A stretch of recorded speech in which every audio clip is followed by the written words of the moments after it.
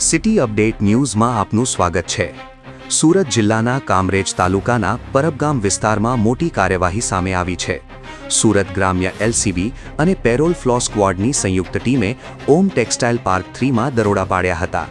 અહીં માપા ફેશનના નામે કોસ્મેટિક પ્રોડક્ટની આડમાં લિઝોલ બ્રાન્ડના ડુપ્લિકેટ ક્લીનર બનાવાતું હોવાની માહિતી મળી હતી। પોલીસે સ્થળ પરથી બનાવટી ક્લીનરના જથ્થા સહિત કુલ લગભગ 10,72,000 રૂપિયા જેટલો મુદ્દામાલ કબજે કર્યો છે। આ સમગ્ર કાર્યવાહી સુરત રેન્જના ઉચ્ચ અધિકારીઓના માર્ગદર્શન હેઠળ હાથ ધરાઈ હતી। હાલ પોલીસે રેકેટમાં સંડોવાયેલા લોકો સામે વધુ તપાસ શરૂ કરી છે। City update news Sufiyan Mulla, જોડાયેલા રહો, કારણ કે હવે શહેર નહીં સમગ્ર દેશ કહે છે। આ છે સિટી અપડેટ ન્યૂઝ।